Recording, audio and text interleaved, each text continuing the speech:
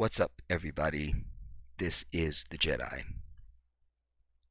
I think this will be the last thing that I say on this topic because there is more important things to talk about, you know.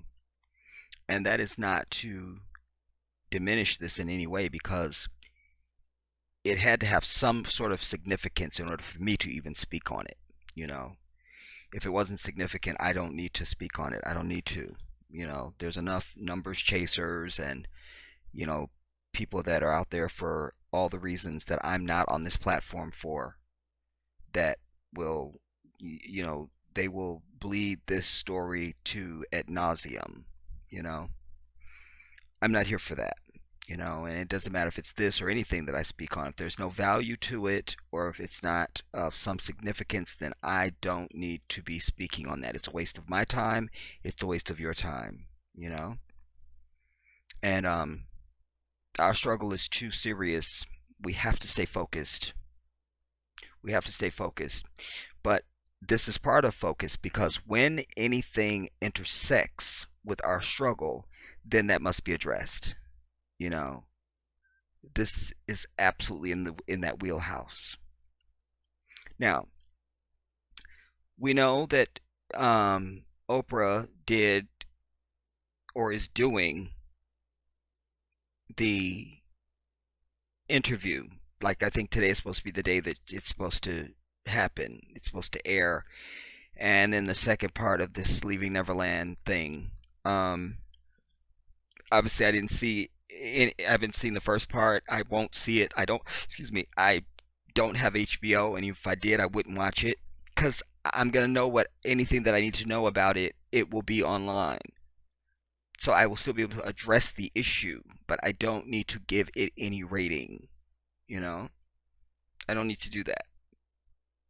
Um,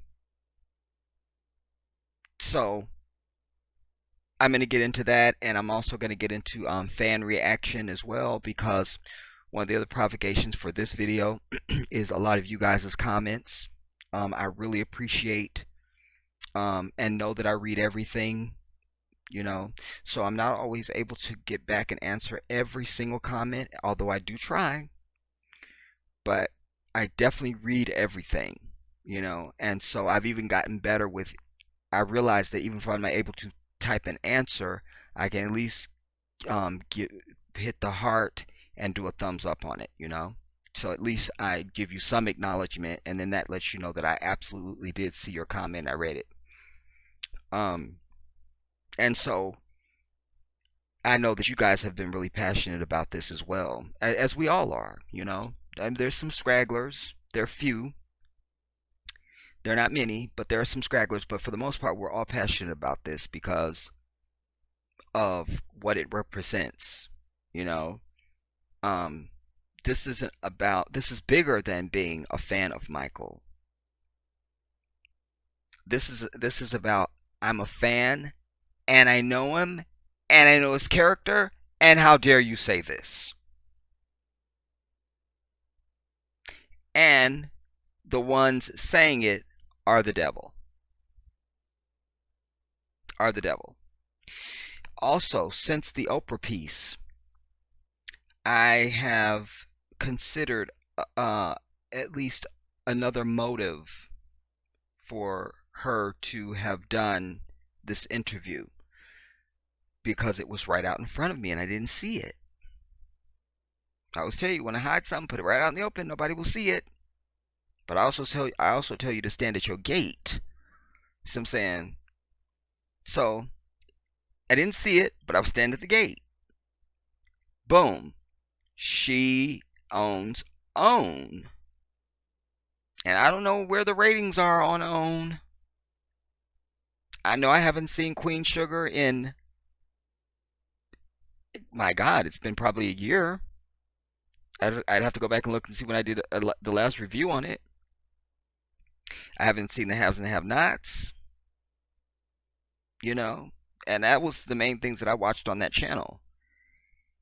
So I don't know, but there is motive because she's doing the interview because it's the documentary is happening on HBO, and then she is doing her interview on OWN.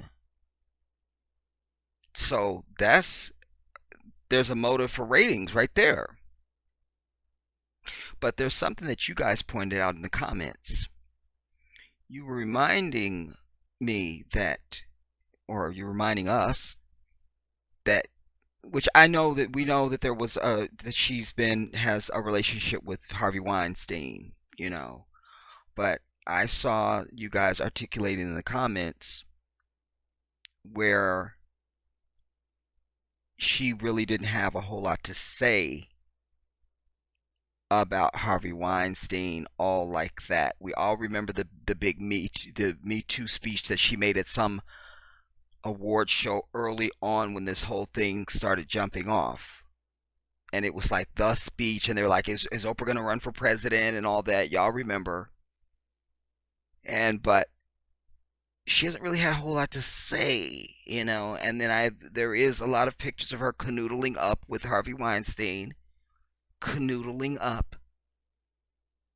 And you guys were also pointing out that this is the week of his trial, or his arraignment, or something legal in the court, and that this could possibly be being used to draw attention from that. I'm on board with that.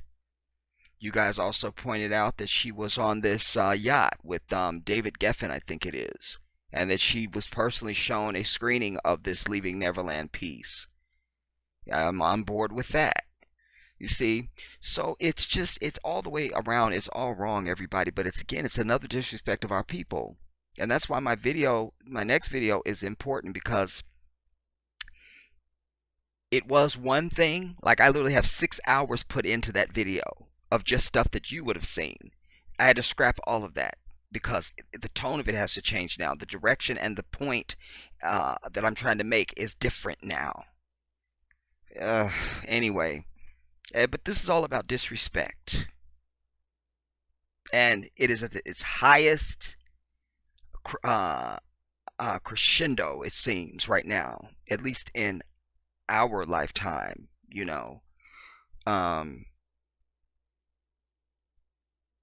Yeah, yeah.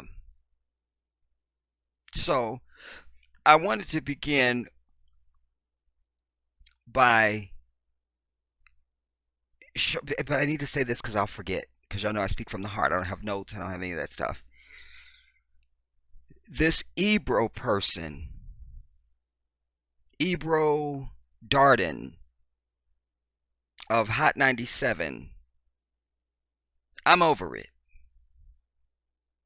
And he talks like, and not surprising, that's why I clicked on it, because I'm not really that exposed to him. Because I don't have to be exposed to a person for very long to sum you up and know your entire essence. Okay, I got you. I imprint very quickly. And so he came to mind. I said, let me just go see. Because I expected him to speak against Michael for some reason. Because I don't accept him as black. He's trying to pass himself off as black. His father's supposed to be black and his mother's supposed to be Jewish, which Jew is not a race. There's no race that is Jewish. There's no race. You understand? In other words, there's no Jewish gene. You understand? There is history, and there is then you can also be a Semitic individual, like we are. I did a whole video. It's on the channel saying that we are the Semitic people because we are the Israelites. Okay, fine. So his mother is basically a white heifer. Let's just say it. And I searched for pictures of his father. Could not find a single one. I also, just to juxtapose it for you against Oprah, I did a search trying to find anything that he has spoken on about Harvey Weinstein. Could not find anything. Found one video of their radio show where he mentions Harvey Weinstein's name at the beginning and then just goes into a general conversation about sexual abuse and starts taking phone calls. That's very suspect to me. Meanwhile, through that search, I ran into where he, something black, Kodak Black, I think. There was a treatment that he did of him. I think I might cover that for you in this piece just to show contrast. But I'm going to come back to that because there's a bigger point that I want to make about him. All right, because but I mentioned him because of I feel like if Oprah is a player, who else is a player? Who else is a player? Because you know, even the Ebro dude, he has that Goldberg person that sits there. So those are two white people sitting in there. There's nobody black on the. There's nobody black there, and we need to be over these light, bright, damn near white ass people. We got to be over that. We have to be over that, and they're going to wish they were over it when I break that down for you in my next video and how that relates to reparations and all of it. Huh? Oh, they're going to come running home real fast. Real fast. All right. But I thought I would begin with this before I get into any conjecture and scandal. Let us remember Michael Jackson, how he was. All right. And the other value in this is so that you can see his demeanor is genuine.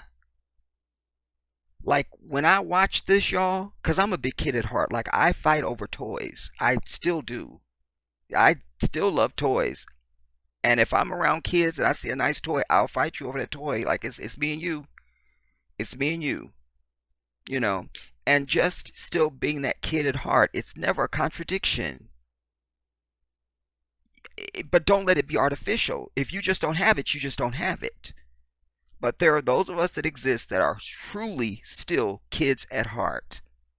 You know, we've learned how to be adults and okay, how to operate as adults and but deep, we're still kids. We still kids. You know? So I want you to see that. But there's some other things I want to dispel in this video, but it's also an opportunity for you to see my wife. Because what y'all don't know, because y'all know I always have to give y'all behind the scenes stuff because they're not going to tell you this. They're not going to tell you. But they're not going to even tell you. So that's why I have to come in and tell you stuff. You see? But my wife is here. You're going to see it. All right. But this is when me and Janet had just took our relationship to the next level. That's what I'm telling you. See? Y'all not even listening though. I'm trying to tell you. You see? That's when me and Janet had took our relationship to the next level and stuff. See, and even the outfit she got on, that's something I had bought her. See, people just see Janet dressed up, think, oh, Janet, you know, she bought her own stuff. No, no, no. Hold up, player. So I'm saying, the Jedi bought this whole outfit that Janet is wearing. You know what I'm saying? This when we had just started, this day we had just decided to take our relationship to the next level and stuff. So that had happened. So let me let y'all see this. Wait, what's my in-house volume? Oh, it's off the charts. Bless Jesus.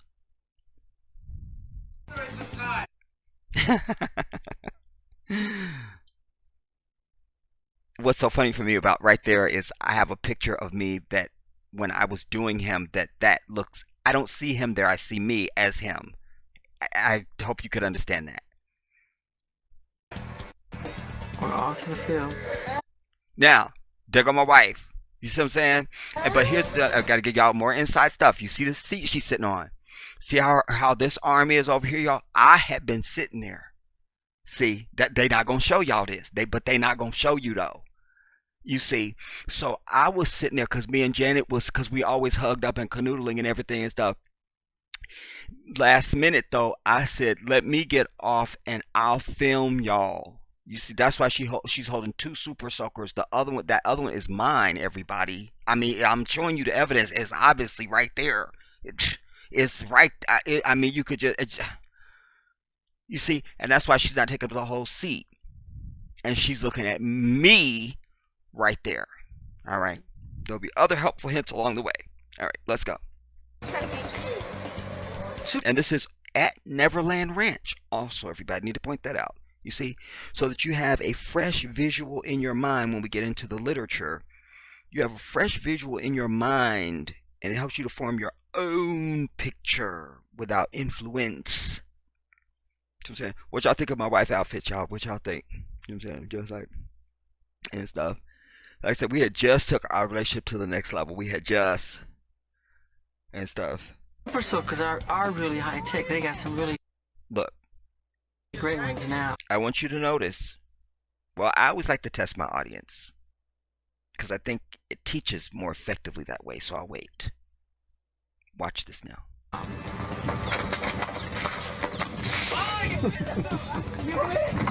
That's older brother Shane. Okay, we're preparing the water balloon fight. What's the name of our group? Now that was Macaulay Culkin, the little white kid. Y'all recognize when he did the little signature like he did in Home Alone, a movie I did not see. And look, my wife. See what I'm saying? She's trying to be like all demure. I love when Janet be doing this. We be in public someplace, and she still be trying to be like ain't really like she ain't like size over me or something like that, or just like she's trying to ignore how my all my sexy and everything and stuff. So just I'm letting y'all in on a lot of behind the scenes stuff right now. You see what I'm saying? I'm letting y'all in on a lot of stuff right here. Like I shouldn't even be telling y'all this. What are you doing? Where were we last time?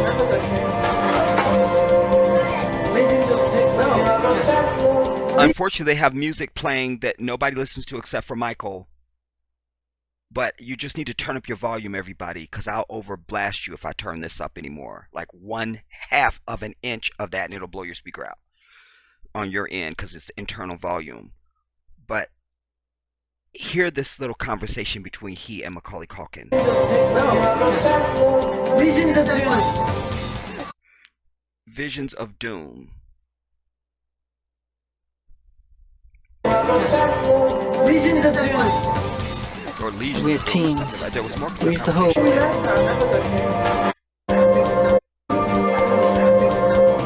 Where were we last time? That was Visions of Doom. Visions of Doom. We had teams. We used to hold ranch. My favorite thing in the world to play, if you call it a sport, it's a sport. It's a water balloon fight. I like the way they splatter when they hit. I've never lost a water balloon fight. I'm the Michael Jordan of water balloon fight. Visions of Doom. Yay. We won the fight again and again. Well, Janice, what's it like on the winning team? It's great. Y'all can see, come on, fellas, now, especially my fellas. Y'all can see, probably my sisters can see it too. Y'all can see Janet is in love right there. Come on now, give my props now. Winning team. Look, she's hearing this and she there, but she ain't there. See what I'm saying? All she got on the brain is the Jedi. Understand that? See what I'm saying? It's great. Look. This is the face of a person who would do something like that. I'm gonna be innocent. Right? I mean, I went through this entire water balloon fight. Victory! Victory! Completely dry. But knowing Macaulay Culkin, he made sure. Michael said, I went through the whole balloon fight completely dry. So he's bragging that he won, because he was already saying he's the Michael Jordan of balloon fights. So he got no water on him nowhere. Nobody ever hit him with a balloon. He schemed. But he said Macaulay was scheming. And he told me to go up on the diving board, and I went up there like a nut.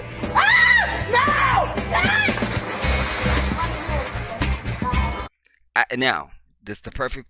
We're far enough in to make this point. They out there doing some of every. No, I'm not gonna reveal it yet. But first thing I will say here is y'all see Michael's hair. Don't give me he burned all his hair off in the 1980s and he can't. I told y'all, if you look at that footage, it's the perfect yarmulke, the spot that it burned. But he had the rest of his hair. That is Michael Jackson's hair. You understand? My sisters that wear wigs and weaves out there, y'all know it's his hair. Kill you, Mac! Mac, I'm going to annihilate. Okay, here we go in 3. Wait, don't cheat. Ready? No, but your hands gotta be inside the pocket, man. Because I know how they sew in that hair, and it's Michael's hair. No. I'm gonna beat you. Ready? Are you ready? Wait, no, I'm not ready. Ready? No. I'm crazy for doing this. Okay, no, you gotta stretch it. Mac, you gotta. Whoa. I'm not doing the Superman. Ready? Some of the stuff I should say as you're saying it instead of waiting. You listen, everybody. I was a corrections officer for 3.5 years in a men's facility. Before that, I was 2 years in a boys juvenile facility. But particularly in the men's facility, when people are incarcerated, they they're a different expression of a human being than you and I. They're still the same, but they're different. Different senses are more heightened. Your sense of observation is peaked.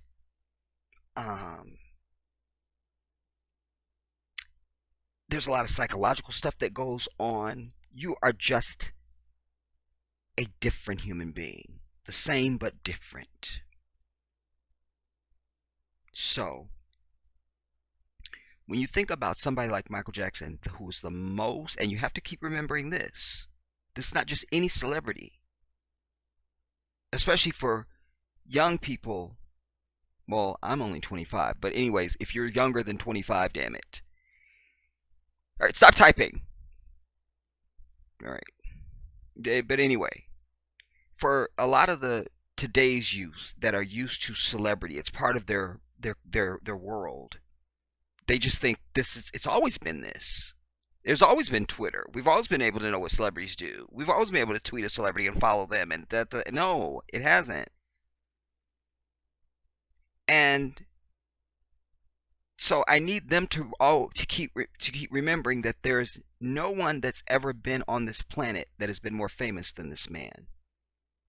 He could go nowhere. Nowhere. Nowhere. And when you're him, when you're any celebrity, I have celebrity friends and I've had celebrity friends. I've told you guys, and I could pick out the ones around them who were the clingers on, who were there because the person was the celebrity. And it's very hard to find a center in that world of who's real. When Vanity and I became friends, I think Vanity gravitated to me the way that she did because Allah allowed her to see that I was just who I said I am. That's it. That I'm not impressed. I'm not into stuff.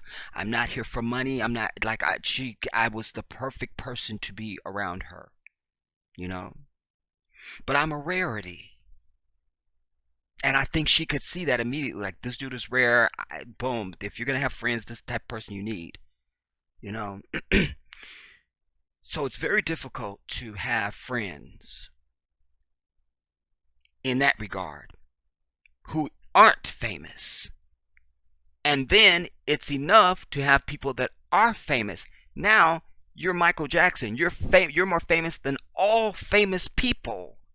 Nobody in your current day is your contemporary. They are, but they aren't. Okay, they're in film and maybe they're a big movie actor or actress or something. Maybe they do music even, but they're not you. So it's always who's real. Who's real? Add that to what I told you earlier about there's those of us that exist that really are kids at heart. Add that to him, and you can understand this formula. He's completely at home with these kids. Completely. Because there's no competition. They don't want nothing from him. Their intentions are pure. He doesn't have to question their motives.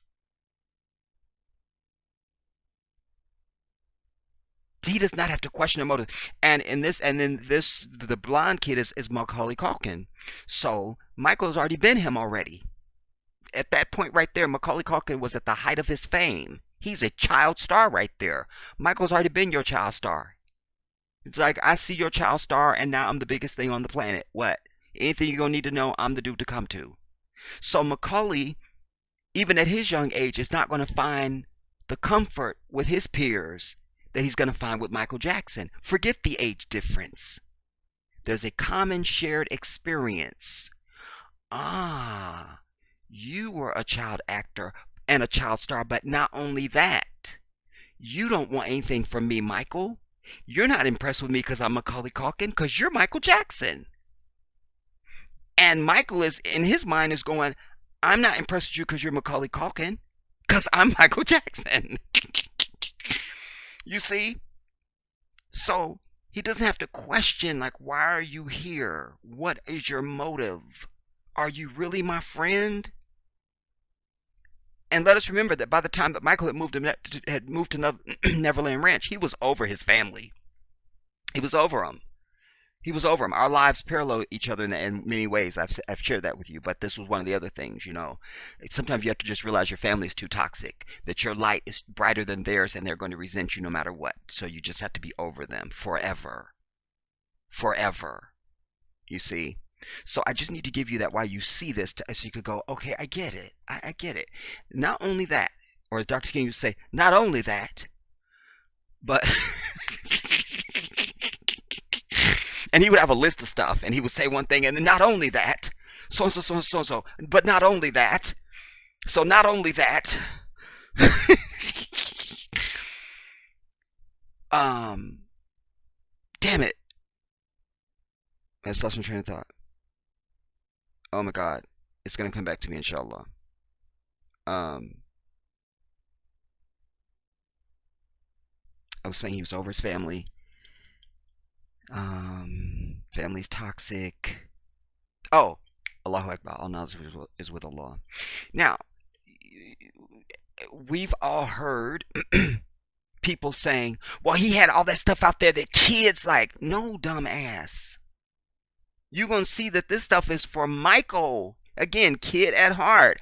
My niece and nephews that are older now will tell you, I used to get on their nerves because I buy stuff for their birthday, especially the boys. And I'm hogging the toys. Uncle, you bought stuff that you could play with. I'd be like, no, I didn't. Shut your ass. But I did, though. No, I wanted them to enjoy it, too. But it's just that I enjoyed it just as much as them. All right, fine. I stole my nephew Kareem's train set. But that'll be in the book. That will be in the book. Settle down. Focus, people. All right, you guys are bringing up stuff that I'm not talking about in this video. All right, I cannot work like this. Now, so Michael enjoys all this stuff too. Usually, if you have a child molester, they prop up a bunch of stuff, and the kids are doing it all, and the child molester just sit back luring at you. No, Michael is invested in playing and beating and doing all the shit. Watch this now. You cheater! He cheats a lot. But he's fun. He loves to have fun. And it took a lot of body coordination and a lot of confidence, courage, and belief. That's my cousin Elijah. Now y'all noticed when Macaulay Culkin pushed him into the river, the lake, or the pool, or whatever it was. Full clothes, shoes, socks, hat, and all. You see? Like I told y'all, this was not an extravagant man. Don't give me he was with Michael's spending habits were out of control and his impulsive spending and all of no, shut your ass. He's not in Givenchy and you see? Michael was the goodwill child, and he was cool with that. Just push me in the pool. Look, and they just push him in the pool. You see what I'm saying? But we notice we don't see any hair nets and all this, and I can't get my hair wet, and I can't scratch it because I might get caught up on a track. No, that's this man's hair. Yvonne, my other cousin, in the red. Remember the big ass afros they used to have? Look at the sister's hair. Look at the family. This is a family whose hair grows. You understand me? No! Look, robe and all. Shoes, socks, glasses even. I dried off, they pushed me right back in. I'm mad he kept the sunglasses on.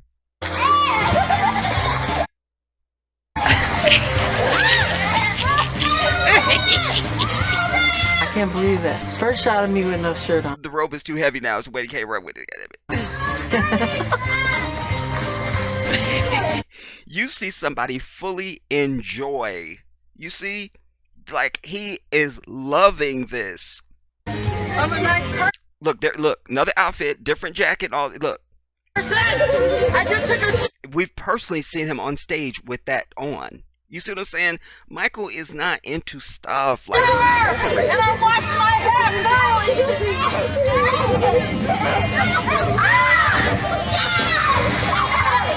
See what they do to me? And kids love that.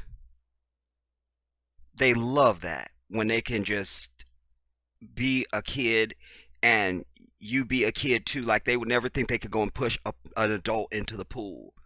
But you could push Michael into the pool and you will love it and he will love it. You know. I will tell you too, everybody, that when I used to impersonate this man, the way the kids responded to me, you know, because obviously they thought I was Michael, you know, but the way everybody responded to me, but kids responded to me as if they knew me and they wanted to be my friend. You know, I didn't do a lot of kids gigs, but when I did, or even if I was at gigs and there was kids, you know, I always made myself available to the kids because I'm impersonating a man who loves children, and I love children.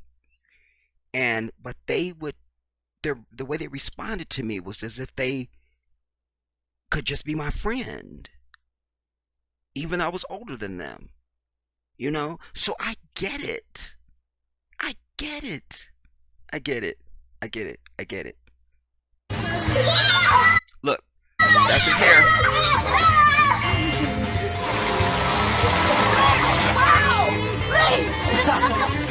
Mac is the most reckless driver. Oh my god.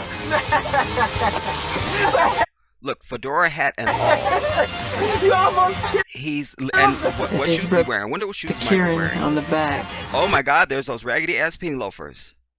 You see, it's what I was telling you guys in the video, the Michael Jackson video that I did. When I was talking, when I brought the video, I brought you telling you, breaking down his assets with Sony and all that, trying to basically make my case that Michael was not broke, you know, and don't believe that. And I think this is more cursory evidence of that, even though it's not the focus of this piece, but it's an opportunity to point it out yet again. Here he is at home, and he's in those damn penny loafers and his fedora. You see, he's not out there in Armani sweatsuit and no, you know, and the special this and that you see with celebrities and all that. You don't see none of that from this dude. He is out there having fun with these kids, and he didn't go through anything special. Like, that's what he wears. Did you see that lead? And there he is out there. Now, the kids got on sweatsuits and tennis shoes and all that. Michael's out there in those damn penny loafers. Don't put his man over. They're good kids, though.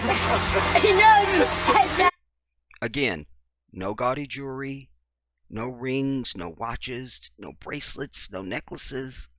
This was not an extravagant man. It just wasn't. It wasn't. And by the way, speaking of burns to his head,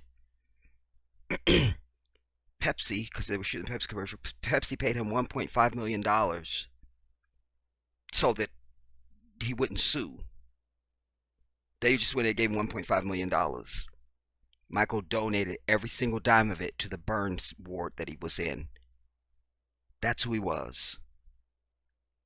That's who he was. This is what he did. Look, he had the camera and he went. See how he interacts with the kids just like regular kids would be, like, you know. Now look, I love this trampoline. It's me and my cousin on the trampoline.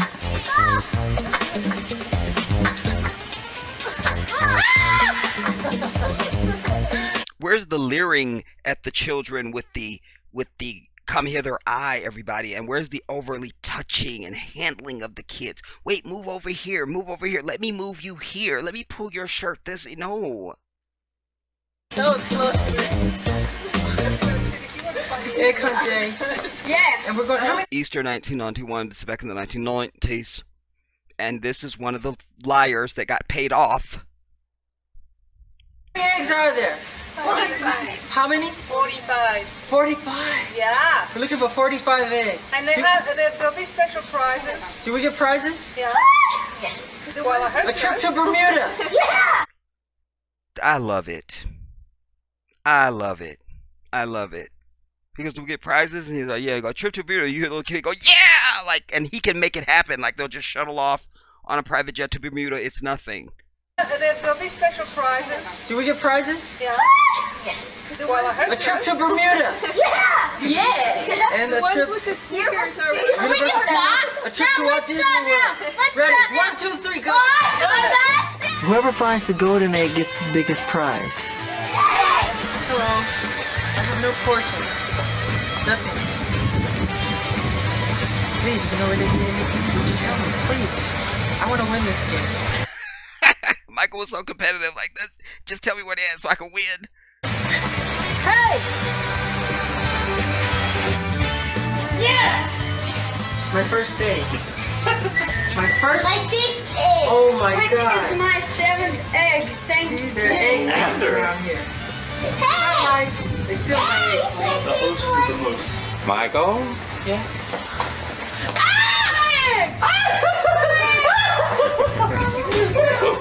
You went to lift the thing and I grabbed something. Hey, Applehead! Say bye, Applehead! Oh, it said Applehead front on it. Most kids never call me by name Michael, either Applehead or another name which I don't want to say. It's not a bad word. Applehead! I'm skipping to the egg. That's nice. In someone's pocket, there's an egg. Think about it. When you're that much of a kid at heart, and this is how you want to spend your time when you're not writing songs and touring and planning tours and rehearsing and doing all the shit, where are you going to find adults that will just let you be a child like this? That want to run around and do a little dumb Easter egg hunt. And the trampoline and let's just jump in the pool and all that. Adults aren't going to do that because they're too stuck up. So if you want to be a child, you got to go where the kids are.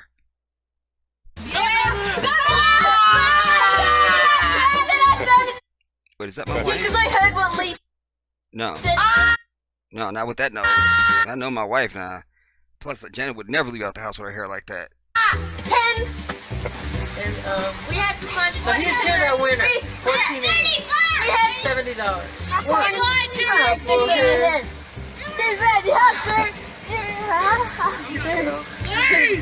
Now look, nobody with a weave is going to let you do this. Roll it. Down, look down. Oh!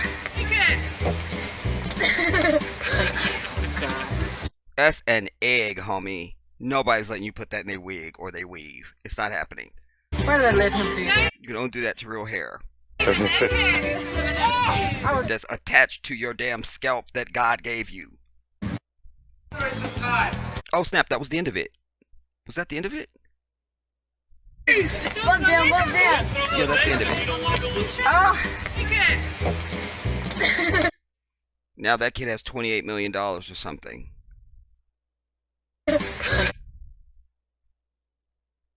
What a betrayal. And I can't really blame the kid. Why did I let him do You know, and I would dare to speak for Michael and say that I know he went to his grave not blaming any of these children. He didn't blame any of the kids. That would be against his character. He would blame those responsible for manipulating the kids. He would not blame them. I can say that affirmatively. Absolutely. But let's get to our first article. Doesn't fit. Before we do that, I just want to make this quick point because I mentioned it in my opener. This is the Ebro dude. That is not a black man. Period to damn end. See, I tell you, I'm over it. If I have to squint, you ain't. And don't come up with these mixed backgrounds that are kind of ambiguous, and I still ain't seen your father, and I've searched Google up and down. You understand? And I can't. I ain't seen your mama. I ain't seen your daddy. And I know as an African, we've all, brothers and sisters, we've been around males and females in our life that are overly trying to act black. He comes across like that. You trying to be black. It doesn't feel natural. It just don't feel natural. It doesn't feel natural. It just don't. I don't believe you. You're not.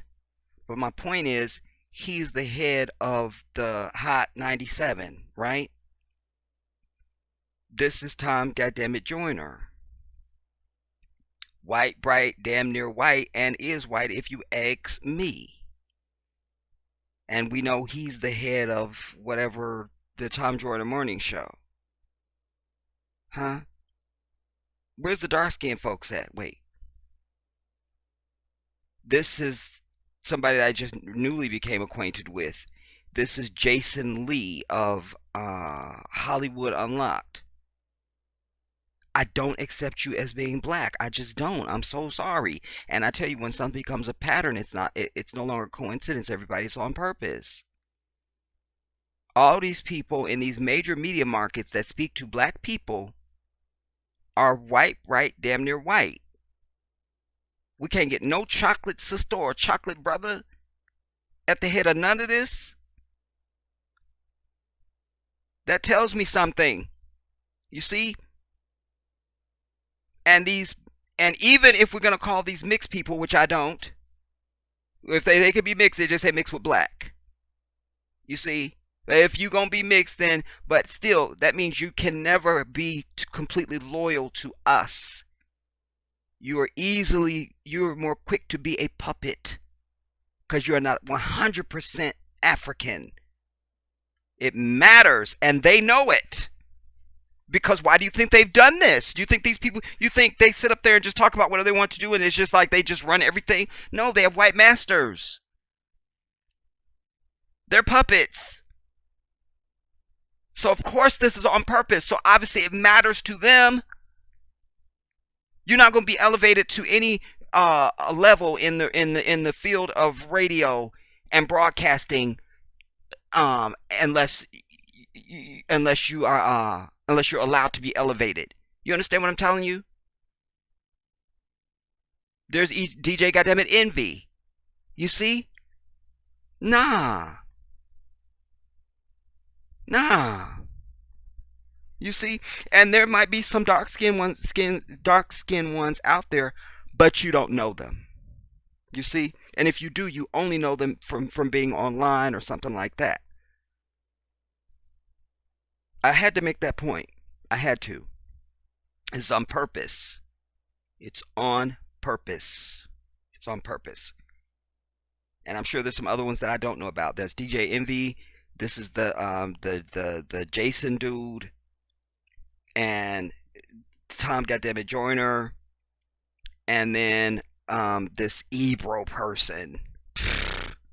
And he's the fakest of them all to me. The fakest. And he was talking propaganda like he believes Michael Jackson's guilt. Definitely ain't black. Definitely not. I just had to point that out.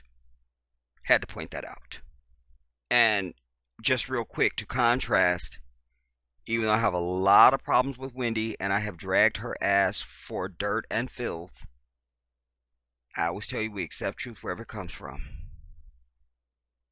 We just do. And I thought she had a very interesting take, because this thing up here was leaning to he believed the documentary. You see? Well, I'm sure he's an alphabet. I'm sure there's a white lover someplace, because I didn't get no black readings from him listening to this at all. So it meant nothing. But I appreciated her take on it. She said, because he was saying, in the documentary they were saying, there was nude showers and fondling, and they were describing some untold things. But she was like, she goes, I can give you showering in the nude, yes, but no sex and no touching. I can give you, if you have, if Mother Nature happens and you end up with a hard penis or something like that, I can give you that, but no sex and no touching. I mean, she really just kind of broke it down, and I thought she was very fair-minded about it, and it just fit, with what we know his character to be. And listen, Michael Jackson's been famous since I've been on Earth. I came to Earth, he was famous. That's part of the hard thing that it was when he died, because most of us, we don't know the world without him. So you can't be in the public eye that long and we don't have some kind of sense of who you are. I don't care how private you are. We knew who this man was. We knew. We knew. You understand? And I think my opening video also went a long way to speak to that as well. All right, let's move on. But shout out to Wendy's ass on this. Bitch. Now, we're going to get into this. And as you guys know, I don't pre-read the articles, but I do scan down to see how long they are. We're not doing all of this. We're not doing it. All right. I will link this, and it's getting longer as I go. Yeah, we're definitely not doing all of this. All right. We just want to do a little bit of it to get a feel of what the documentary was saying. Like I say, some of it I know about because of things that I've seen. I can tell you that there was this one round table that I was watching with and Taj Jackson, Tito's, was he Tito's son? I think he's Tito's son. Whatever. Anyway, Taj Jackson was a part of it, and there was also there was a filmmaker that was up there. There's a few people, but one of the things that the filmmaker, he made a fantastic point because he had seen the video, the documentary, and he's a filmmaker, and filmmakers understand how to draw you in. You see, they're trying to tell a story. So how do I draw you in and present to you what I want to present to you, and it just depends on then their intention from there. Is it going to be one-sided? Am I trying to show a holistic point? Am I just editorializing on something and just giving the facts? I mean, it ranges, right? So he was citing that the first 30 minutes, 45 minutes, hour and a half, whatever it is, something, I think it was like 30 minutes, half hour, 45 minutes, maybe the first hour, I don't remember. They were speaking positively about Michael. And they were showing things on him, and it was all good things. And they were showing you how they met him and sort of drawing you in. And that's what he said. They draw you in so that they ingrace you to the children and to the family, and so that then when they suddenly start telling you all these horrific things, he was speaking in an accent, when they start telling you all these horrific things, they've got you. Now you're in their world, he used the words. You're in their world. And why that's important is because I saw that played out with the guy that was the alphabet that was sitting up there with Wendy. I realized he had gone through that.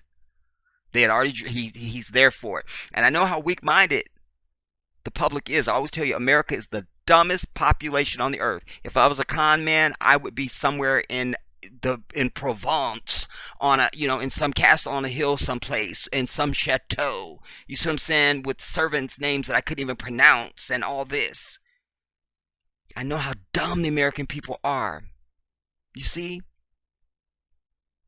So it's very easy to swindle. And that's what they were doing.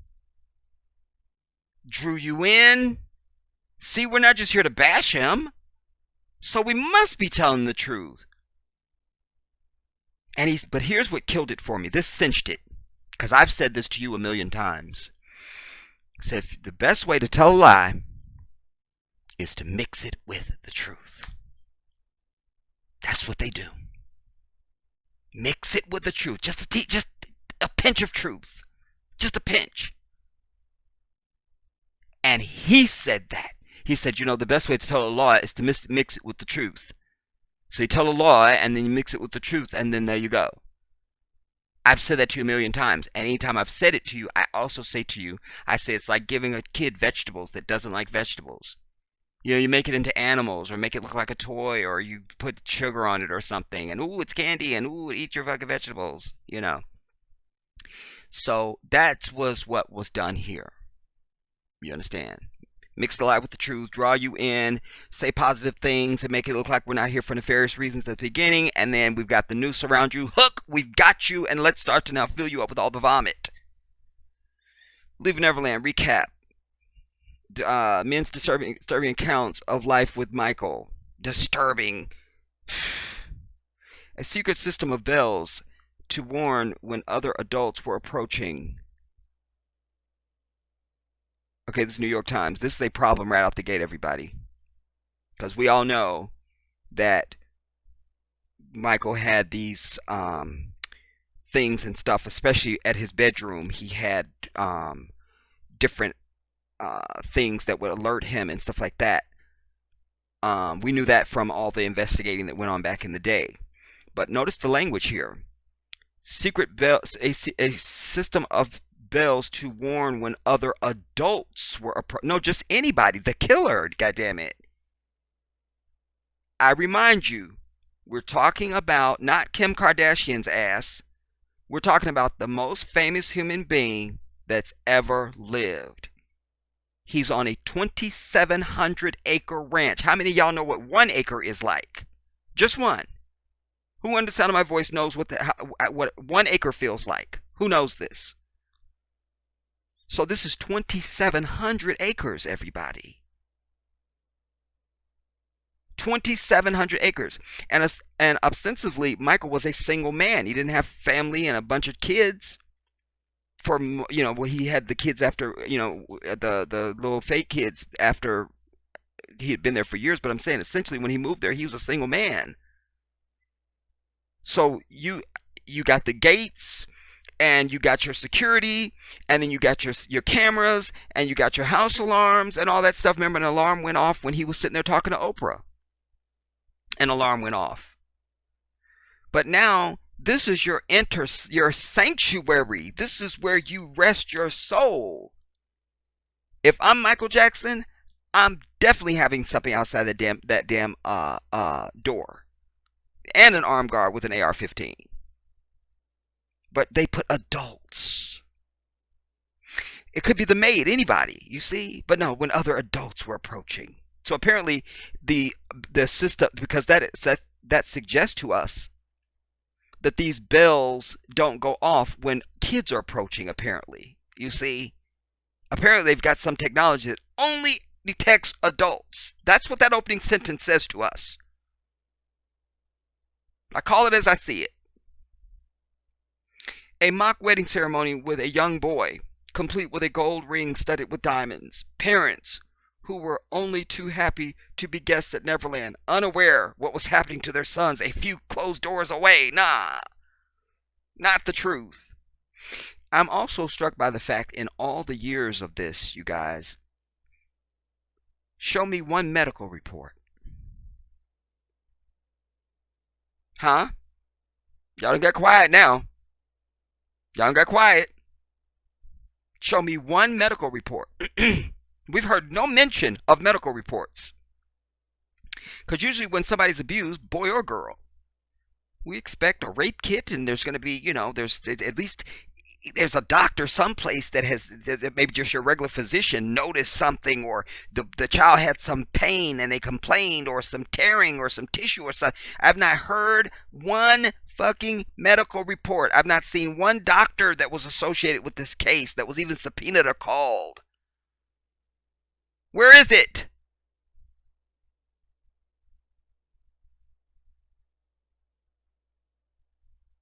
All we got is a bunch of jackjaws. Yak, fucking yak. You haven't said anything. Show me a medical report. Remember, It's also important to note Michael Jackson was still a black man with a black anatomy, if you understand my meaning. So, if you are molesting boys, there should be some definite damage being done. I'm going to need a medical report. I'm just going to need that.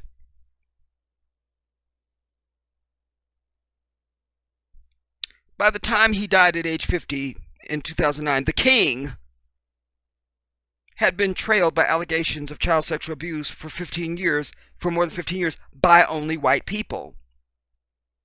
That side of his life is the subject of a new 2-part documentary put on by white people, Leaving Neverland, that began airing on HBO Sunday night. Part 2 airs on Monday night, but is already available to stream on HBO Go and HBO Now. It contains granular, disturbing details that could this is our key fucking sentence, that could reshape his legacy for years to come. Do we need to read anything else, everybody? In my mind, we're done. I don't see any reason to go on. I don't see any reason. Because, what does it say? But it's already airing, blah, blah, blah. It contains granular, disturbing details that could not save thousands of children around the world. It doesn't say that. Open up a new discussion on child abuse. Doesn't say that. I'm still looking. I've also got my team looking at it. They're all telling me they don't see anything that could give these boys closure finally in their life. I don't see it say that. I'll highlight again, see if it changes. It'll say something else. No, it says that could reshape his legacy for years to come, which I've already told you that that's what the whole thing is about. Since Michael Jackson was living, they cannot stand the fact that they don't produce anything greater than us. That's one of the reasons why they don't want reparations. Because they're like, damn, they won't need us, and they're better than us in every fucking way. And you know how demonic and savage we are, and we're the only thing jealous on the earth. Oh my God, I'm getting worked up. Where's my punch?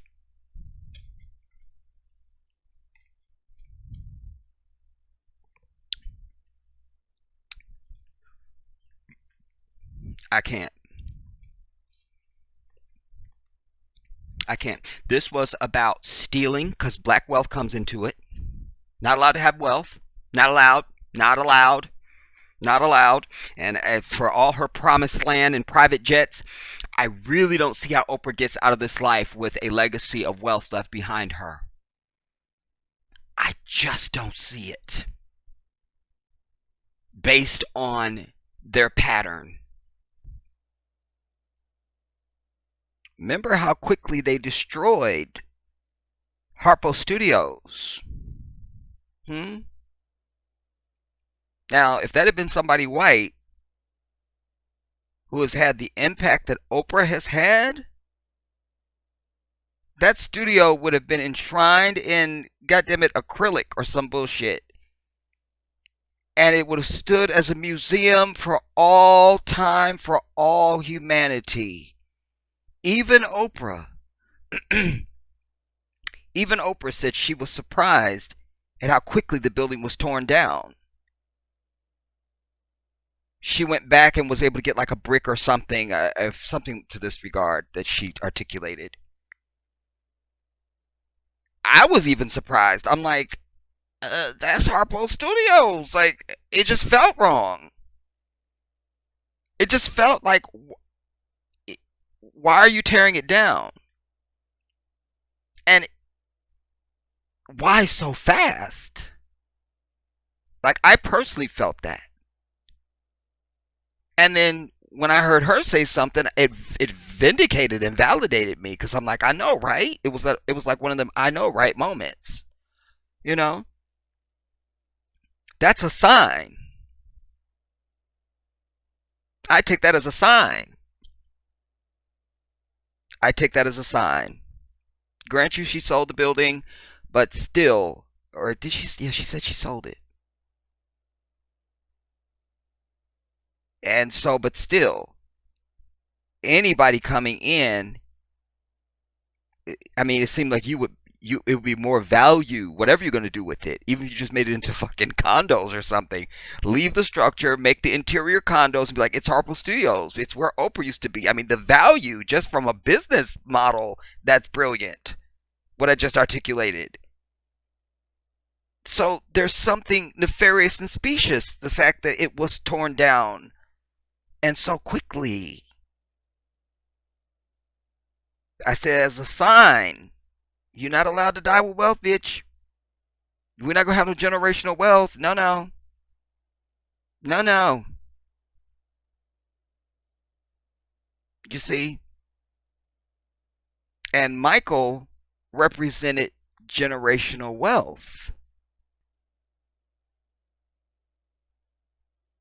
So we know that this is not an aberration. We know it's not random. We know this. Why? Because it's a pattern.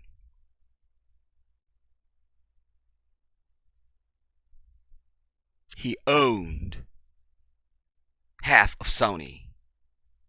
You understand?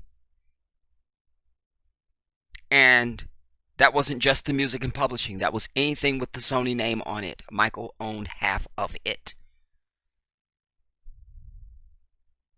So, this was about greed. It's about white jealousy, white evil, white supremacy. It's all things white. That we know. Because they're the ones who were trying to tear him down. They're the ones who they're the ones who killed him. They're the ones trying to drag his legs through the mud. They're the ones running stories on the media. They're the ones. We're not doing anything. You see, that's right out in front of you. So I have to highlight that so you can go, oh yeah, it really is just white people. It really is just them. Wow. That is a statement of fact, Jedi. I didn't think about that. That's the damn truth. You see? The victims are white. Now, don't give me, well, Michael put himself in that position. He had put himself. No. Because what's natural and normal to me, and that is righteous in the eyes of God, if I'm not transgressing against God, I don't give a damn what you think. Don't tell me I'm putting myself in a position. That's just the same as what Steve Harvey told Monique when she said, we can't tell the truth out here.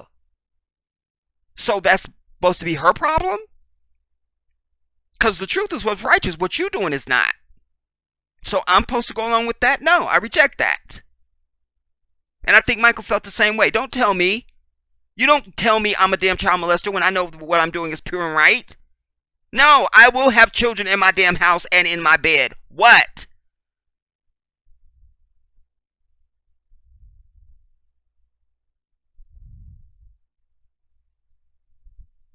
And we know you don't have to be Michael Jackson. You don't have to be Michael.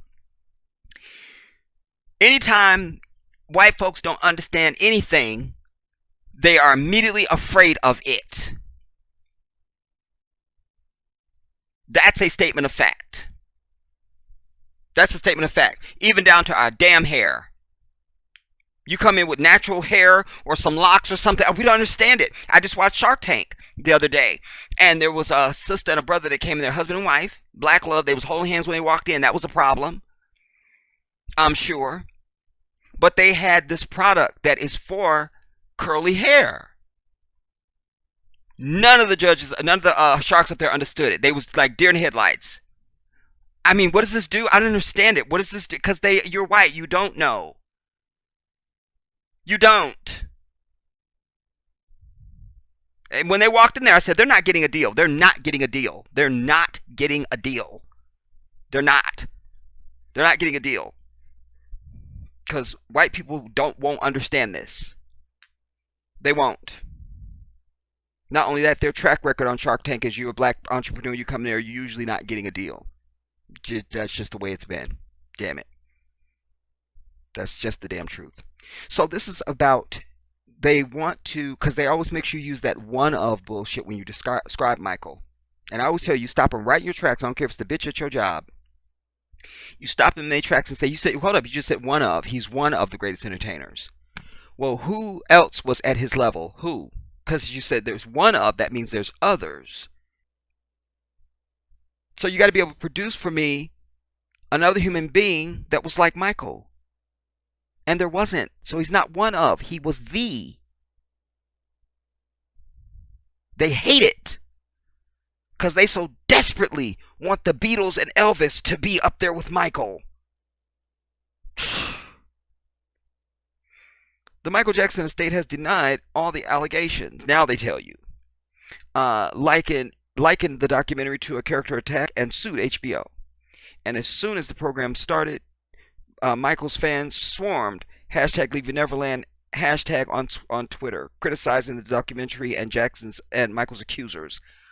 But as the film continued on, others reacted with disgust and dismay as what they were seeing. Listen. This man was under investigation by the FBI, everybody. The Los Angeles Police Department and the Santa Barbara Police and Tom Sneddon and crew. That's 2 law enforcement organizations and the feds. And they didn't find a thing. Not even a dirty note.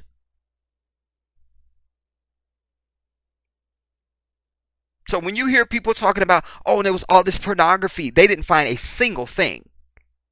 The one thing that they almost thought they found was some magazine. But it was proven in the court that Tom Sneddon had given it to one of the victims just to get his fingerprints on it and try and say that they found that at Neverland. But that was proven to be false and they threw it out. You don't remember that? Listen, they didn't find a single thing. This is a 2,700 acre ranch. They sent an army of police out there to his fucking house. Something like 80 police. There was a precinct and they told the staff to leave. And they went over that house. There's even footage online of them drilling to get into a safe because they didn't know the combination. And they had a guy there drilling. They went over everything of this man. Excuse me. And they didn't find a single thing. But you must understand the media had a whole campaign planned for a guilty verdict, everybody. Hear this now. It's very important. They had a whole campaign plan for a guilty verdict, and careers were going to be made on this guilty verdict. They stood to make billions off of the guilty verdict. You understand? That's your media, both television and editorial. You even had one television producer that went and patented the phrase Jesus juice, because remember they lied on Michael and said he had been pouring alcohol into soda cans for kids and told them to drink this as Jesus juice. It was found that that never happened. But they had patented this thing and had a whole line of wine ready to go. It fell through. They lost money, in fact. You see? Oh, everybody was waiting on this guilty verdict. So the infrastructure was still in place for all these years. But Michael died. And he was found not guilty. So this is their second pass to still try to reap profits, to say, yeah, it's not quite guilty, but we can bring up the salacious stuff and make millions on it now, while distracting from Harvey Weinstein. You understand? So let's hash this all up quick. Roll out the fat bitch maid. You see? What's her name? McManus or something. Something that you wouldn't think would be a Latina's name. But just call her fat bitch. Alright? And she looked like a damn traveling road circus clown. Because whatever that pancake makeup bullshit she had on was it. My eyes are still burning from that. I may have to see an optometrist. We don't know. My people are looking into some things. But There she was up there, and her fat ass was sued because she had taken a drawing that Michael had made out of the trash and she was trying to sell it for money, and she got sued, and she still owed the estate money. And the interviewer said, "But don't you owe him money?" And she goes, "Yeah, but Michael's dead now, so." "Oh, really, fat bitch? So Michael's dead, so that means your fat ass needs to go away then. So you need to be up there talking about it." Was just weird, and it just looked wrong, and he had so much Vaseline in his room. And when I first got there, his room was, I didn't know where to start. That's why he hired your fat ass, is to come in and clean up his shit. Fat bitch. That's why. You understand? That's why he called a maid. I didn't know where to start. Start your ass back home. How about that?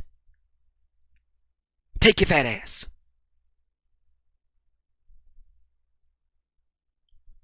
But there she was, and they're rolling out these people now. They're coming out to get a coin. She was destitute. She ain't got no money. She admitted that. So we know your fat ass here for money. She ain't got no money.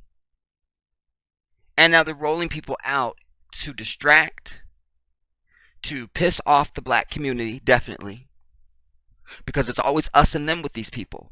You see? Remember, you have Democratic candidates out there talking about reparations. There's a big conversation going on about reparations now. White people are pissed off. Don't be fooled by the fake grin. You understand? Know the devil when you see it. So this is multi-layered. It's multi-layered. You see? And like I say, for me, it's for the Oprah component. For me now, it's the Harvey Weinstein piece and its ratings for OWN.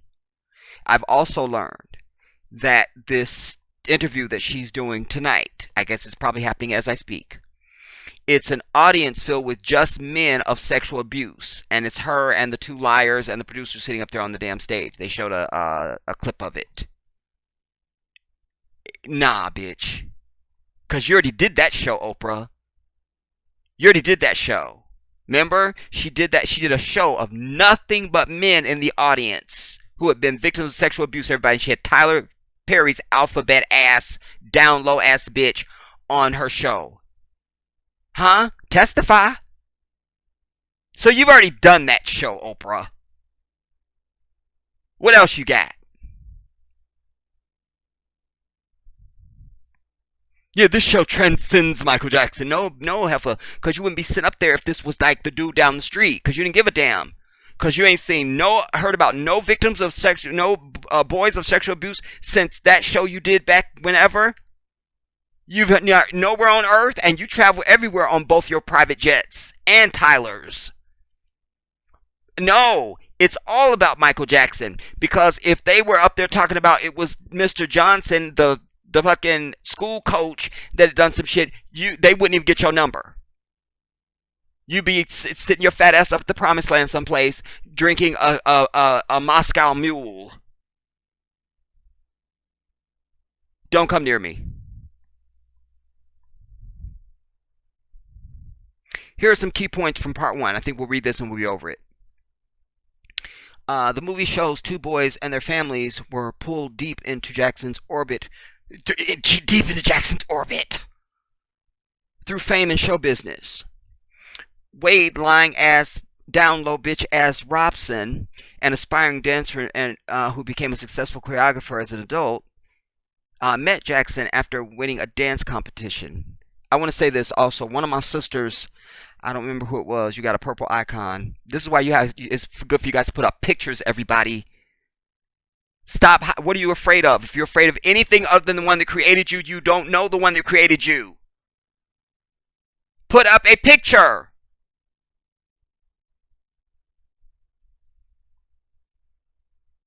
Then it's double whammy. Y'all will have some non-picture ass thumbnail and then some name that's not a person. I'm supposed to remember that? I think not. I think not.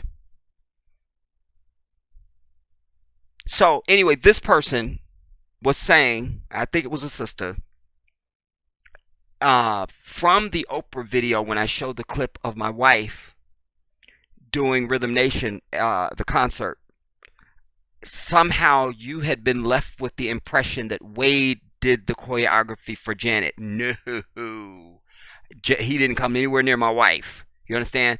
I did most of my wife's choreography and stuff like that and everything and stuff. Feel me? Like that. But literally that choreography, the whole Rhythm Nation project was done by Anthony Thomas. Most of that choreography belongs to Anthony Thomas. And then of course Janet, she collaborates with choreographers. When she feels something, she goes, "What if we do this or what if we do that?" So it's a collaboration of Anthony Thomas. He actually won an American Music Award for Rhythm Nation and some other awards, but definitely an American Music Award because Janet brought him up on stage. I feel like he won a Billboard Award too. But Tina Landon, who was also part of the project, Terry Bixler. They didn't play a major role in the choreography, but they're choreographers, so I can't imagine they didn't have some hand in it. I told you guys about Jimmy Locust, who I later met and became friends with. He's the little short guy that's in he's throughout the Rhythm Nation project, but he's certainly in Rhythm Nation, and he's in Miss You Much. He looks like a little boy, but he's a grown ass man.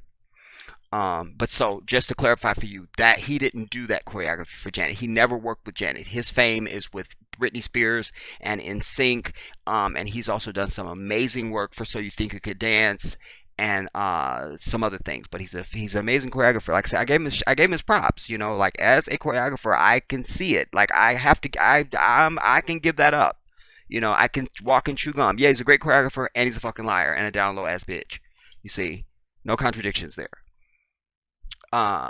His mother, Joy, beware of any bitch named Joy, went so far as to move herself, Wade, and her daughter to Los Angeles from their native Australia, leaving behind her husband and eldest son on promise that Michael would work with them to make Wade a star. Funny, because he don't got no Australian accent nowhere at all. James Safecheck, the other liar, met Michael when he was cast in a Pepsi commercial that featured Michael. And at age 10, this liar joined Michael on tour. And as I've told you guys, I think I said it, I've seen both these boys, because I saw Michael's Bad tour 3 times. And when he would do Bad, it was a long thing. Like after he finished the main song, there would just be, I'm bad. And then the backup singers, it'd be a long jam session. He'd bring the kids on stage. There'd be moonwalking, the little girls and little boys. And that's when I saw these two fuckers. And then also, and then when he would finish that, then he would do Man in the Mirror. But then this Pepsi commercial is the one Michael we hadn't seen him. This was between the Thriller album and the Bad album. We had not seen Michael. When we last saw Michael, he was brown. He came back, he was beige. And so leading up, because this was the first looks we start getting at him, was in this Pepsi commercial. And this little kid would come in there in the dressing room, and it'd be the little Disney music would be playing, and then you see Michael's dressing room and his jackets and his glasses, and he goes, "Mr. Jackson, that's that fucker." And then Michael, all of a sudden, they show Michael and it doom, doom, doom, doom, doom, and then the Pepsi logo. That's his little ass. His mother, Stephanie, another line whore, recounts meeting celebrities like Sean Connery, flying first class, and being chauffeured in limousines. James, the liar, describes the otherworldly frenzy of just walking with Jackson to his car, slicing through waves of screaming fans. I love that. The asshole describes the otherworldly frenzy of just walking with Michael to his car. Listen, just to get Michael from a doorway to a car, just across a sidewalk, was an event. An event. Most security, even if they're guarding the biggest dignitaries and emissaries in the world, they plan, where you're going to enter, what windows, and They usually don't have to plan how they can get you from the door to the fucking car. And it's just right there. Nobody has to do that. You see, they don't have to do that. But with Michael, it's how do we just get him from the door to the door of the car? And that's going to be an hour.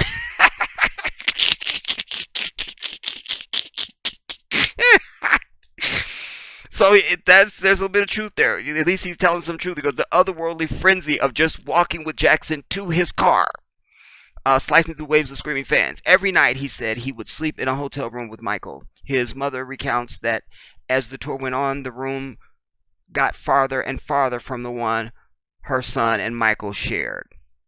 Listen, Heffa, if you're making that statement now, that means you noticed it then. Why didn't you say something? Why didn't you say something? And if you weren't going to confront Michael, why didn't you say? Why weren't you checking your little boy's drawers or something? You see, for blood or something, or why didn't you say to your son, son, is everything okay? Is everything okay? I noticed you got, you don't even got to tell him what's going on, that your room is getting further from mine. What did you say to your child, Heffa? What did you say? What did you say? I love when I have an opportunity to turn the mirror on somebody like that. I love that. I live for it. I live for that. I live for that. I live for that. And I learned that very early on in life. Early on. When somebody comes and say, so-and-so said, what did you say? What did you say? What did you say? They're not expecting that. You will always get deer in headlights. And you will disarm them and you will fuck up their entire life. You understand? They're not ready for that. Start trying that in your own life. Start trying that in your own life and see what I'm telling you about. It changes the entire game. So, right there, I would say, what did you say to your son at that point then? What did you say? What's the bitch name? Stephanie. What did you say? What's the bitch name? Stephanie, yeah. What did you say to your son? What did you say to Michael? Quote, everybody wanted to meet Michael or be with Michael, end quote. Lying as James says as the film opens. He was already larger than life, and then he likes you. Excuse me. Listen, they were enamored with Michael, as anybody would be. I saw, dudes at Michael's concert trying to be all hard and cool, but as soon as he shows up on that stage and gives that downbeat, and that spotlight hits him, and it's actually him, I see them turn to little girls, as we all did. You can't be cool at a Michael Jackson concert. You can't. You can't. I don't care who you are, especially if you ain't never seen him. And it seems like it just never went away. I saw him 3 times, and each time I screamed like some 16-year-old little girl. Because first, when you walk into the venue, you can't believe, because you paid your money for your ticket. You've traveled to this venue. You know he's going to be here. It's not like, I wish I could meet Michael Jackson one day if I could just see him at the store or something. Nah. You know he's going to be here. Like, he's here. And that begins to weigh on you, And then Michael don't come on stage until every seat is full. So the house lights are on. And then when them lights go out, then, oh my God, the attack hits you because you're almost not ready because it's going to happen now. It's going to happen. We know he's here and we've been sitting here waiting for the place to fill up. And it was already its own level of angst, but now, am I ready to see him? Then the stage opens up, them bright ass lights. You just see silhouette and smoke. And you hear click, click, click, click. And as the thing goes down, you hear when it closes. But now you just see silhouette and smoke. You still seeing silhouette and smoke. And your heart starts to palpitate. And you don't know when. And all of a sudden, boom, Michael gives that downbeat. That spotlight hits. And you go like a little girl. There he is. And he just explodes to life. Like, oh my God, it's Michael. So you're hanging out with him. I can't, dude. Uh, he nurtured relationships, including with the boys' mothers. He spent hours on the phone with James and Wade, but he would also call their moms just to talk to them. Well, where was the fathers? Where was the fathers? Because if you want to tell me that they were there, but Michael was still calling the mothers and just the boys, then I hear you. But in my mind, what you've just described to me is a man who cares about your son, who doesn't have, apparently there's no father present, so he's playing that double role of trying to be father and comfort the mother too. You understand? That's what, because no man is going to step on another man's toes like that. You're just not going to do it. Unless they're an idiot. And they're disrespectful and all those other things, you see? But if he's calling and spent, what does it say? Including with the boys' mothers. He spent hours on the phone with these two liars, but he would also call their moms just to talk to them. That says to me there was no fathers. There was no fathers. Because if there was, Michael would not just be calling these women just to talk to them. I just wanted to call you and talk to you. No man is doing that to another man's woman. You know, man, I just called up your wife just to talk to her. No, what the fuck you calling my wife for? You know what I'm saying? This is a problem. This is a problem. Michael also spent time at the liar's modest home in Simi Valley. He could have been anywhere in the world, Stephanie Safechuck said, but he chose to be with them. Well, that's your assessment.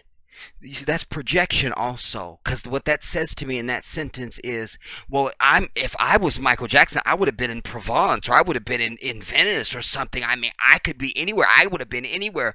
No, Michael wasn't interested in any of that stuff. When he's not working, he's happy to just be a kid, and the people that he hung out with just happen to be kids. So, if he's not doing anything, he's at your damn house in Simi Valley. Because that's a normal thing. To just not be on tour or something. And you're a basic bitch. You live in Simi Valley. What?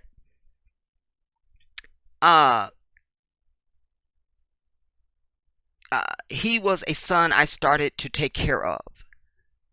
The Stephanie bitch said. He would spend the night. I'd wash his clothes. Really, Heffa? I mean, I guess. I'm sure she did that. I'm sure Michael didn't say, could you wash my clothes? I know he didn't do that. Listen, I know he didn't do that. I can proclaim that.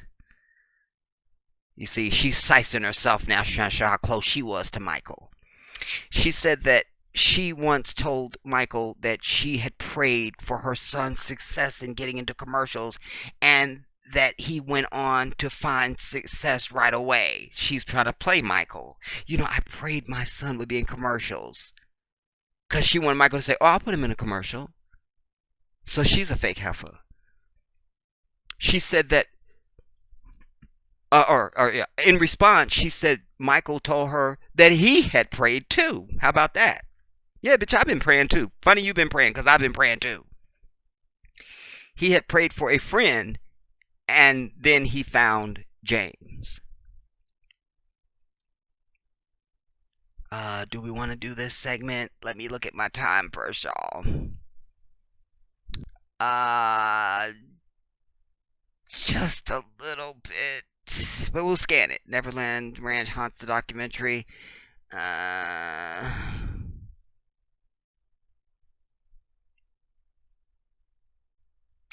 I'll read this section. Damn it. The Neverland Ranch was Jackson's California compound that included an arcade, an amusement park, an assortment of exotic animals, and a train station. It was the perfect playground for children. Nah, bitch, it was the perfect playground for Michael Jackson. You see? It was the perfect playground for Michael Jackson. And in the documentary, it is also portrayed as the perfect place to keep children apart from their parents. Nah, listen, in Michael's own documentary that he did, he's talked about how Gregory Peck and his wife, and Gregory Peck was 5,000 years old, and he was saying, you see, everybody turns into a child when they come to Neverland. Gregory Peck and his wife, he goes, he loved riding the teacups, he loved riding the Ferris wheel, he was like a little kid. He loved to see that child come out of people. Like, you think you all this adult and you all stuffy? Watch. And next thing you know, you're out there and you're eating cotton candy and you are just having a great time. Oprah's fat ass even talked about they ate so much cotton candy and sweets and stuff that her Reggie, the one was it, or Andre, whoever does her damn hair, literally had to be hospitalized because they ate so much junk when she went out there to interview Michael. You understand? So that's what it was about. It was about, you know what? I can't go to Disneyland. I can't. I can't go to Disney World. Damn it. What are my favorite rides? Let me look at my bank account. Okay, I could have that. Quick, roll in the roller coaster and all the bullshit through the gates. Quick, roll that in. You see? Well, I can't go to the zoo. What's my bank account look like? Quick, bring in the giraffes. Bring in the... Listen, when Vanity and I were, I think this is after I had moved in, we were living together.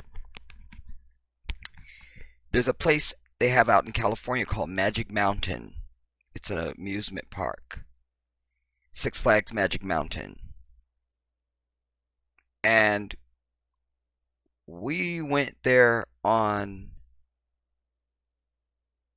a Sunday, I think it was.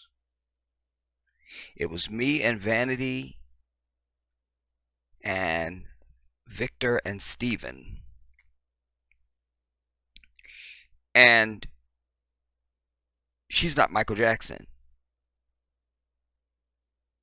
And when you're standing in line for a ride, you start to feel the people looking and leaning. Then you get on the ride, and when it comes back into the station, after you're done, boom, everybody's looking and pointing and looking and leaning.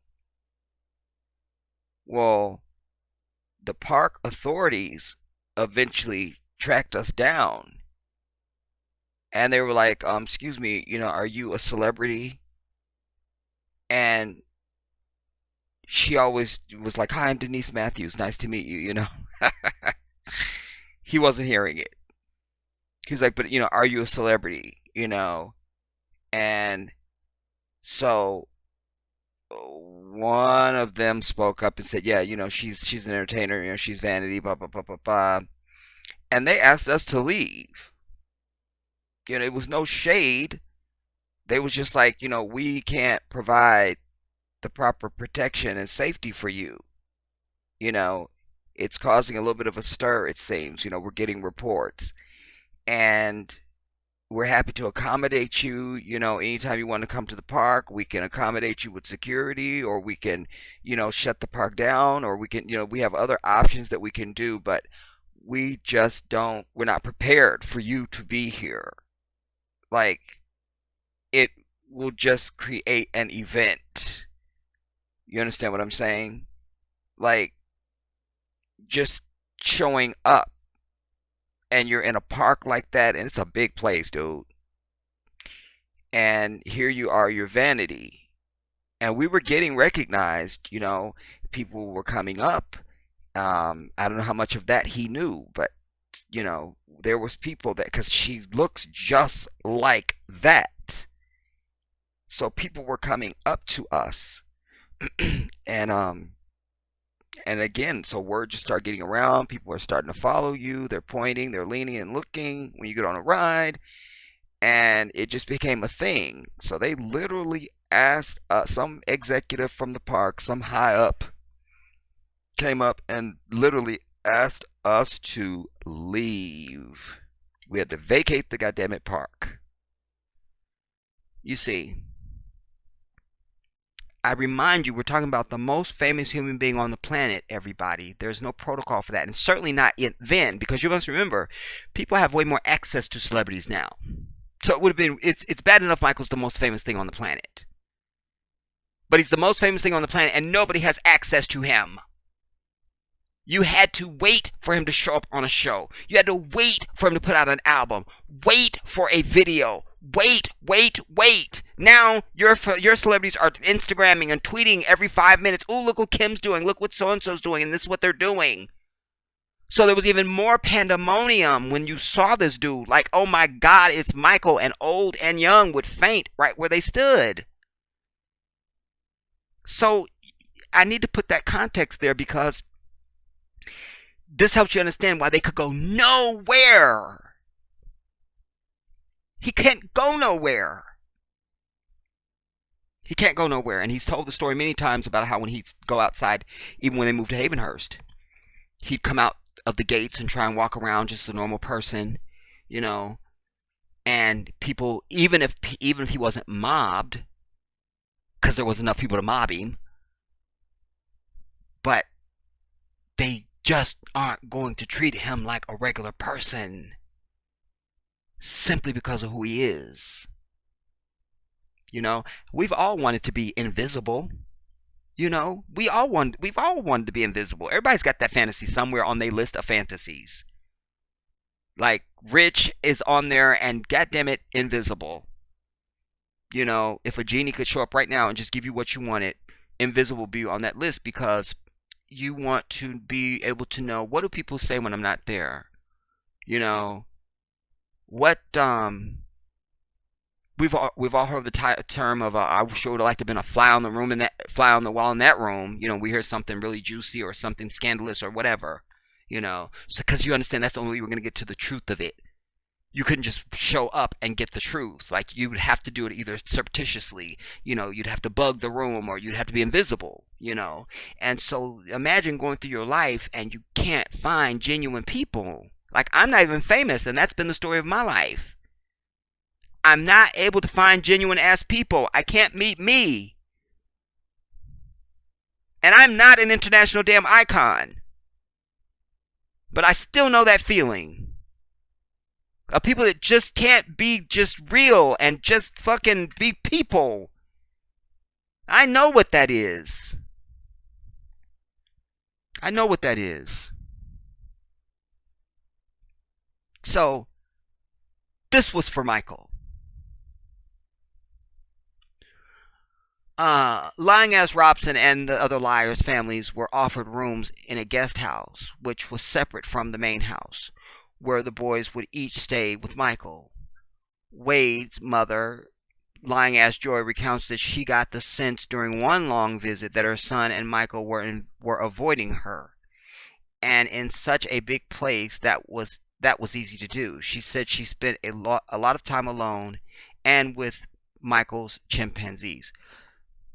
Well, you're the mother. You didn't open your mouth and speak. I don't want to hear from you now, you fat bitch. I don't want to hear from you. I don't want to hear from you. You know what I'm saying? The statute of limitations on my damn nerves has run out, so I can't hear you. I can't.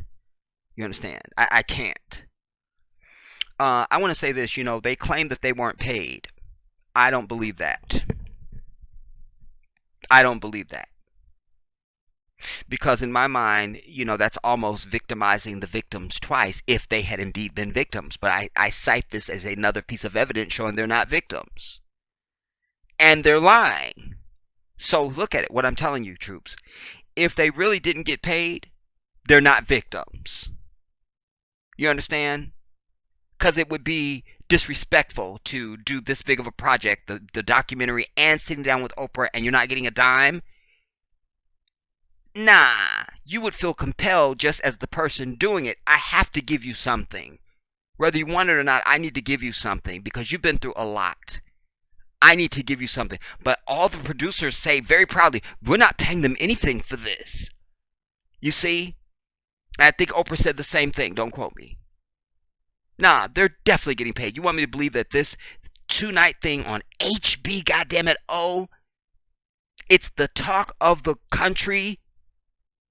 You're following it up with an interview from Oprah. They're going to make untold millions. Plus the media is all over the story. Magazines are being written. Newspapers are being sold. You want me to believe you're not getting nothing out of this? I don't believe you.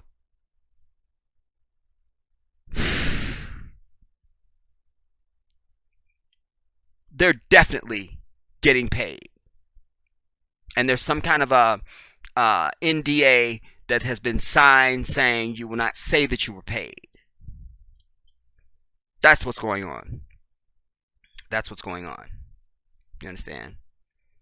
Because we at least know Wade Robson's name and can pick him out of a lineup, but this James person, nobody knows him, nobody cares. But my point, both of them are not, on anything, or they're not like, they're strapped for cash. So you don't tell me you're gonna pop up all these years later, 10 years after this man's death, proclaiming this bullshit, and you're not getting a single dime. I don't believe you. That makes your story even that much more discreditable. One of the most uncomfortable sequences in the film is when lying ass James recounts all the places in Neverland where he said that he and Michael had sex. I'm over it. On a blanket in Jackson's closet were several doors and a system of bells would alert them if someone was coming. In a private screening room at the back of the movie theater, in a house filled with Michael's memorabilia, such as the rhinestone jacket he wore to the Grammys, in an attic, in a castle, in the theme park, in an upstairs room, in the train. I'm over it. We're done. We're done. We're done. Because let us also remember that men are not like women anatomically. And, I don't care how virile and steed-worthy we might be. We need time for our fluids to rebuild, you understand? Otherwise, you're just going to be dry shooting. You feel me? So, anatomically, this is not possible. It's just not. It's just not. And as I pointed out, Michael is still an African man who would have African anatomy. You see what I'm saying? And the gift. So you're not going to just be playing around and it's not going to be some consequence to your little ass. And like I say, I've not heard anybody mention it in all these years since 93. I've not heard one person mention anything about a medical report. I hear allegations and money, allegations and money, allegations and money, charges and money, charges and money, victims and money, victims and money, victim stories and money, victim allegate money, goddamn it, money. I have not heard the name of a single physician, a single medical professional, not even a mental professional that these kids were taken to. Oh my God, we found out Joey had been molested by Michael and we immediately took them into counseling. No evidence of that. No prescriptions that were, written to help them rest, or, Xanax or some bullshit, whatever white folks take. You see what I'm saying? When they can't deal with goddamn reality, which is never. So, this, I can't. The proper question is not being asked because they don't want to ask the proper questions. The motivation behind this is to drive a money machine on this, the 10th anniversary of his death. This year will be. And that's what it's really all about. And I pray that everybody burns in hell over this, including Oprah. I mean that. That's not just like a statement. I mean that. Like, I pray to Allah that she burns in hell for this, because to me, it's one thing to talk about something somebody did after they died, and they really did that. It'd still be a little unkempt, but it happened, so we're just telling it. We're just telling it, but we have a trial, everybody, and what they say, 15 years of allegations on this man, and not a single scintilla of evidence ever produced. You've not earned the right to say shit about him other than how amazing he was. Because that's the only thing we have proof of, is how amazing he was. We have no proof of any of these claims.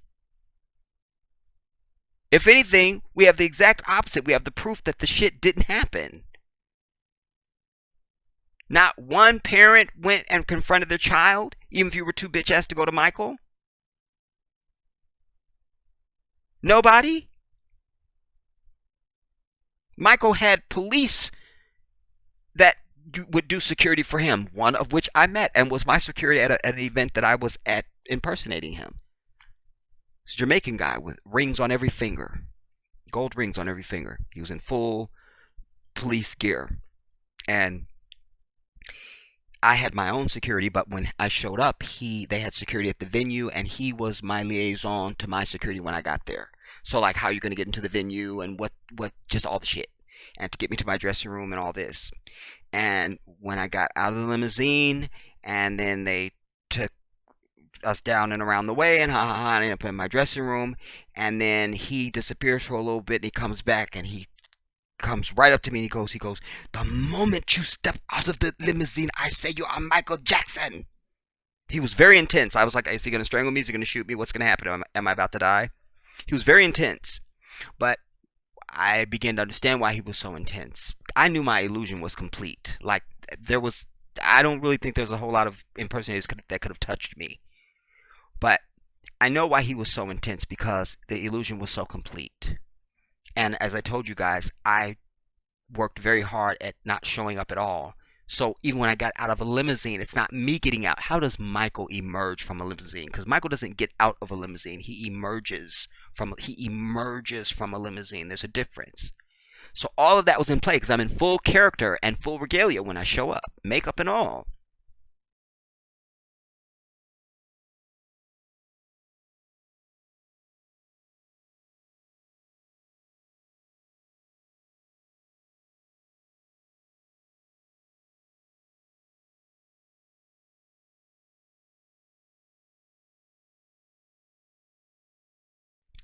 So he said, because I say, as soon as you step out of that limousine, you are Michael Jackson.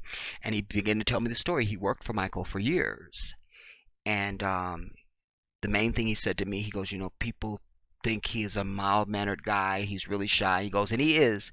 He said, but he's also very strict. If he does not want to, if somebody does something to him, or somebody does something he doesn't like, he just goes to somebody and says, I don't want to see that person anymore, and they go away. This dude told me this. He was a police officer, badge and gun and all of it saying in front of me.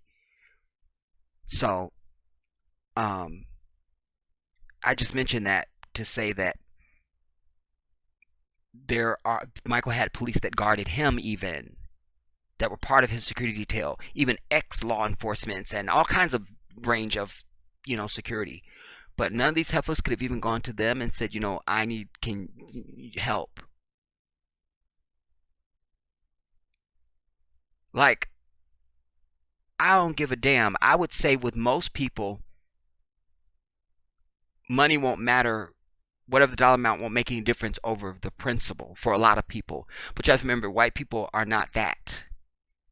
And all of their character and history shows they will step over their dead mother's carcass for a coin.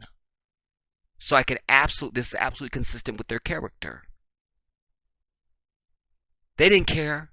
We're with Michael Jackson. You see, nothing happened, but this is why they didn't go to anybody. And if it had been true, they didn't go to nobody. And the fact that you're coming out now, 10 years after the man is dead. And we've been through a trial where every white person on earth that was involved in that damn trial, which it was nothing but white people, a white judge, a white jury, a white prosecutor, white damn people sitting in the courtroom and everything, in a white county. And they all said this man is not guilty, while his black mama and black father sat right there. You don't get no more non-guilty than that. I'm over it. I'm over it. I'm over it. Damn it, I'm over it. Look, we're not going to get into this either, because this looks like War and Peace as well. I'm over it. I will just say this. It is what I said in my Oprah video. When I said, you don't want this, Oprah. You don't want this. And I said in that piece that you might be Oprah Winfrey and you famous and all that, but this is Michael Jackson, whose name and face is known across this earth instantly. You press to go anywhere on this planet and find any person that doesn't know who this man is. You understand? He just had that. He was absolutely unforgettable. And it has come to pass. You see, it says Michael Jackson fans are tenacious. Leaving Neverland has them poised for battle, and so that's what we've been seeing now. Um, I'll just read this opening paragraph. Beehive, because I saw Beyonce's name. Beyonce has the Beehive, and Nicki Minaj has the Barb. Fan groups who swarm online against anyone who disparages their idols. The Deadheads may have provided a blueprint, though these days they are more likely to bicker amongst themselves. But in the age of the 21st century superfan, perhaps no group is more emphatic, organized, and passionate online than the devotees of Michael Joseph Jackson, the king of pop, the most famous human being that ever known to civilization, and the greatest entertainer the world has ever known, whose legacy includes decades of innuendo and court cases regarding what he did or did not do with young boys, across blogs, message boards, podcasts, YouTubes, and especially social media feeds where a Jackson avatar broadcasts one's allegiance. They circulate exhaustive evidence that they view as exonerating for the singer, while shouting down news outlets they consider inaccurate and biased. Yes, and people have even, some of you guys have posted links and stuff, on the videos that I put out about him, and I'm cool with that. Somebody even posted the full FBI file. I'm not mad, because he's worthy. He's worthy. He's worthy. This man can't speak for himself. You want to come out with this, maybe 6 months after the trial or some bullshit when he was still living. It'd still be some bullshit and we would call it. But here you come 10 years after the man has died. It's nothing you're going to say to me, other than you just showing me who you are. You're just showing me who you are. You're a racist bigot. You understand? Definitely for white folks. And if it's somebody black, they just dumb and ignorant and believing white folks, which is like even more of a crime. Because how dare you believe the enemy of all humanity and the very definition of deception and lies? So I can't. And it will continue. It will continue. Because Michael gave so much to so many people. Everybody talks about Nicki Minaj and how real she is and all the bullshit. Well, Michael touched people in a way that was akin to that, but certainly was way more mature. Like I make no secret, I've told people a million times, like I became the entertainer that I was because of Michael Jackson. And I didn't know it until it had already happened, because I couldn't find my voice. I always sang falsetto. And I wasn't really interested in singing. I don't know. I was a musician. I was playing violin and French horn and piano. So it was more about that for me. And it wasn't until, I don't know, like college. Like Janet is the one that turned me into a dancer. I found my own voice in dance through her. Paula Abdul, really, that I realized that I really could dance, and then, okay, how do I turn this into something that's my own? That's finding your voice in dance, just the same way you find your voice vocally. You can't just go out and do somebody else's routines. You got to, where's your shit? What do you do? And so I give all the credit to Janet, because if through Janet I understood who Paula was, and that opened me up to all the great dancers, but my voice was a different thing. I didn't know how to sing out. I could only do falsetto. I know how you sing out and do ranges and stuff. I just didn't have any clue of that. It was through singing his music that I learned, oh, this is how I sing out. It made me do it because I got sick of singing his music in falsetto. With Janet, I could get away with it, just singing along with her songs, but I couldn't do that with Michael. It wasn't the same thing, you know. So I credit this man for that, and then it just being the entertainer because I shared that with him anyway. I was a very shy kid growing up. We're both from the family of 9 kids. We're both from the Midwest. And his father had aspirations of music. My father was a professional musician, and 6 degrees of separation. They played the Regal. My father played the Regal. Brought me on stage at the Regal when I was probably Michael's age. We weren't the same age at the same time. I'm just saying, like, whenever I was his age, and that he would have been at the Regal, and there's a lot of parallels with me and this man. We wear the same size shoe. We're the same height. There was just I found a lot of myself in him. Some things were spooky. We would have a mark on the same cheek. His was from I don't remember how I got mine, and his was from getting hit by the whip by accident when he was filming Captain EO. But I got that from him, and my whole stage presence and all that, how I learned how to just fill up a stage and all that is from this dude. Like, I know I kill it on any stage, and even through choreography, when I was teaching dance, as any choreographer does, we're not just giving you the steps. I'm giving you your whole stage presence, all of it, all of it. So obviously, I can do that for myself. So singing and dancing at once always came easy for me. I could just do it because I didn't know that was supposed to not be a thing. I saw Michael singing and dancing. Well, I'm supposed to sing and dance. I love to dance, and I'm singing. I'm not going to just stand here. I have to dance. So I dance while I sing. It's nothing, you know. And other people have to teach them how to do it, but I had to learn, why can I do it? Because I didn't have to learn it. It just came easy. It just came for me. I can just do it. But that was something that he set the standard. Anybody's ever seen me on stage, they can't, they're like, oh my God. And I always get the accolade, and here they come, and ha. But I'm just saying, I give that to him because he existed. I was able to be who I was. And there's a lot of people out there that have those stories. That something he gave them, something they got from him, something, you know.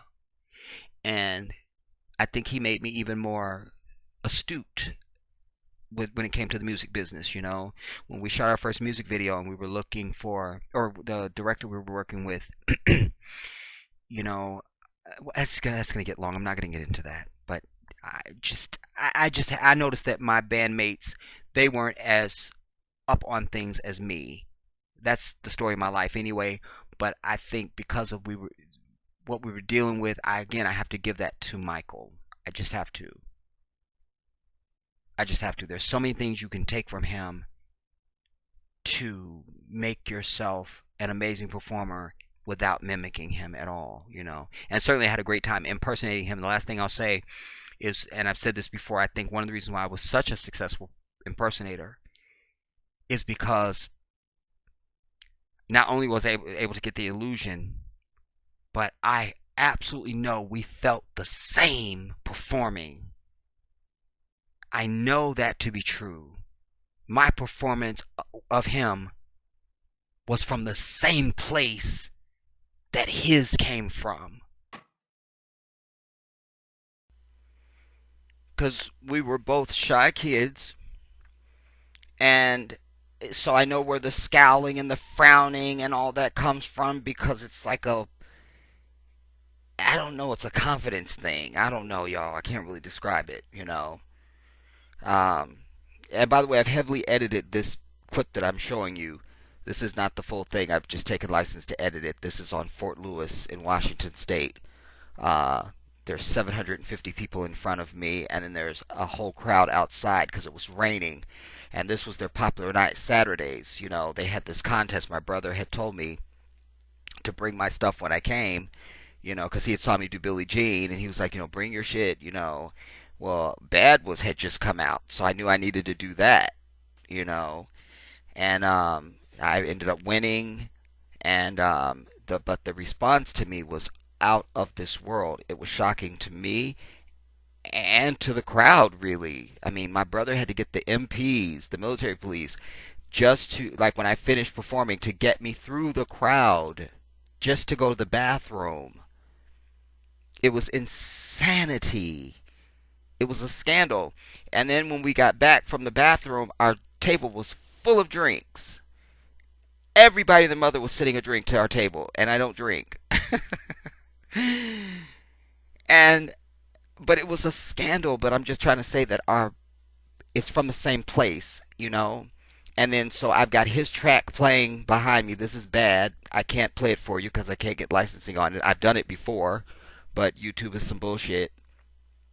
So, but I've got his music coming through me, and my thing is just to express him. How does he walk? How does he point? How does he move from one place to the next? Any step, any movement must be him. Like, I know our performance came from the same place. I just know it. It's something I can't really articulate, but I know we felt the same on stage. Certainly when I was doing him. Like that whole thing, that's Michael. All of that's him. I don't even see me, and that's the point. I shouldn't. And this was before I started my career of impersonating him. This is what provoked it, because the response to me was so wild. I don't have on any makeup there. I tell you guys, since I was born really yellow, and I go through different stages in my life where I change colors. I lighten up, I darken up. If I'm in the sun, I get, it's anyway, but no makeup there. And, I perfected that later on with the illusion. I got into the makeup and all that stuff so that it would be more complete. But there it was just, and I already had the hair, so I didn't need to do anything but put a part in my hair and try and style it like he had in the bad video. But that was it, and then turn the knees in at the end, the pigeon toe thing that Michael does, hold it forever, stand, don't move, let the crowd just get their life from you. It was effortless for me, effortless. Like when I was done, I'm like, I'm Michael Jackson. I just finished doing this damn performance, done. And then a flourish and leave them wanting more, done. Same energy space that his comes from. So let us continue to drag any and all who are believing this filth, everybody. It'd be different if we didn't have a court case and 15 years of them trying to take him down with this. It'd be different, But in my mind, that's our strongest piece of evidence, because they wanted him, and Tom Sneddon wanted him so bad he even put the bitch in a song, And it's legendary. Everybody knows this dude was gunning for Michael. He wanted him no matter what. He was going to take down Michael Jackson. Excuse me. So we don't need anything else after that. And they paraded everybody into that damn courtroom, including, goddammit, Jay Leno. And I can't remember who I was in the trial now. But when it was over, white folks said not guilty. The one almost black person that was supposed to be on the jury was an alternate, never got a chance to do anything. We only found out about him in the last few years, and he was pissed about it. Because he was like, how is it that, this is still a black man, how am I not on the jury? How is this not even, you see? So while they still practice racism, even there, with that, he wasn't even on the jury. But you see, the hand of God was over this. Because God sent this man to earth for a reason. And God protects his servants, everybody. That's why I tell my people, you don't know God if you're under that white man's Christian religion. You don't. That's why you don't have any protection. You don't. That's why everything is happening to you that's not happening to the Muslim. Because Allah says he protects his servants.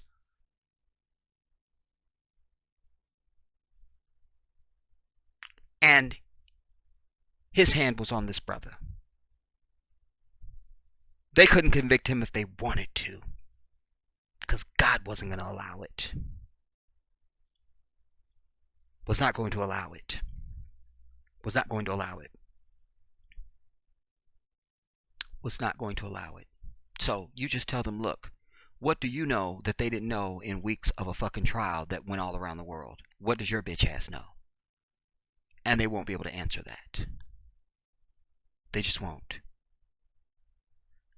I didn't see any of this, and I'm not going to. I don't have HBO, so I'm not going to be privy to the documentary. I don't do streaming, so that's out.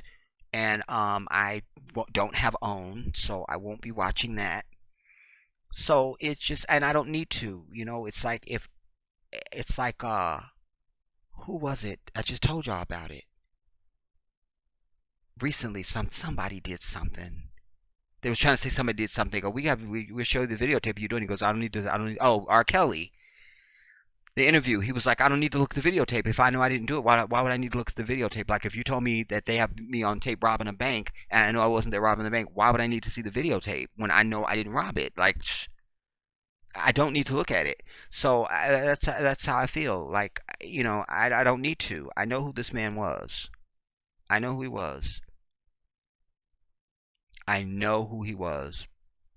But I also know that you're not allowed to have everything. Somebody said something in the comments. They said, why do y'all think that with Oprah all her money, I'm paraphrasing your comment now. You know who you are. I can't remember.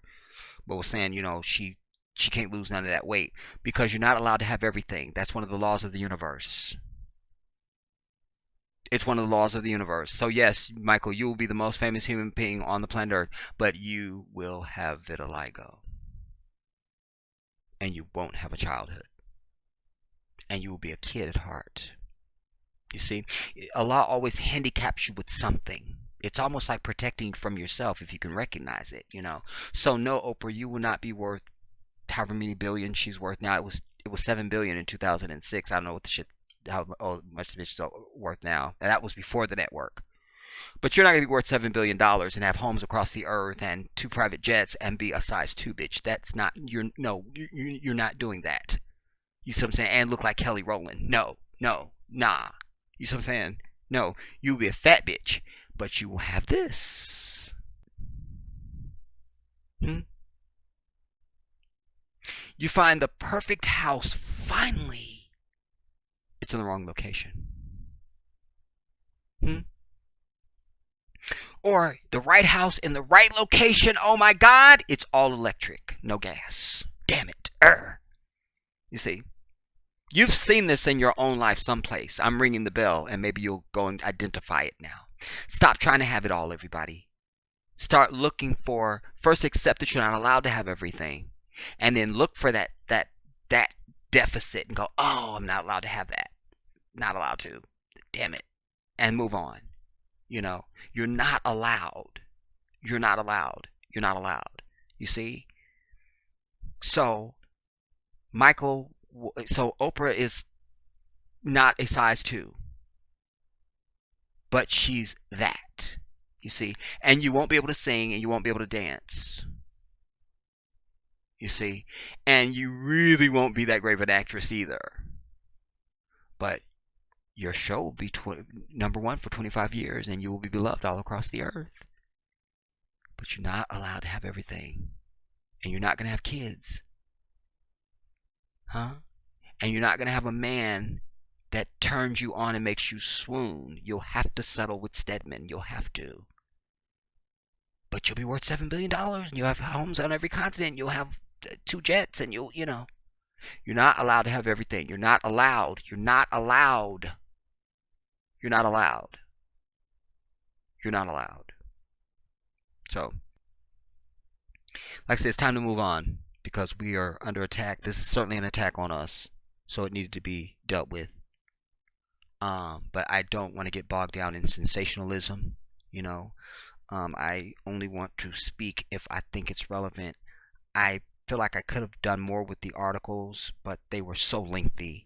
And we can infer it's just going to be a lot of rehashing of shit that we know is a lie. So why we sit up here and devote a bunch of time just reading lies? Nah, we don't need to do that. We don't need to. We're not learning anything new. You know, they did make the claim that they're not editing anything, like they're telling it. They're not using any euphemisms and not euphemisms. They're not using like metaphors and shit. Like they're telling you graphic detail and stuff. Like that's salacious, and it also feels like low key promoting of pedophilia. Like you're promoting it. You're promoting it. It's kind of like I've told you guys, these brothers that sag and they got to show their ass. Those brothers are having a homoerotic experience, everybody. They're not doing it for women, they're doing it for other men. They're doing it for other men. Wallahi, they are doing it for other men. You understand? It's the same thing, same type of thing. You understand? That's why they sag. Because the sisters are not asking for that shit. And most sisters I've talked to don't like the shit. At all. Go out to your damn local basketball court. 80 niggas down there, all of them sagging, no sisters in sight. Who's that for? Because if it was just for the women, they would do it when they were around the women, and you would never do it around the fellas. Because why would I pull my pants down to show to my fellas? I'm over it. If you a nigga out there sagging right now, your bitch ass is gay, I said it. You don't have to like it. Not here for what you like. I'm here for the truth. I'm over it, y'all. God damn it. I need to hose myself down. I'm too worked up. I will be back with something important and profound, everybody.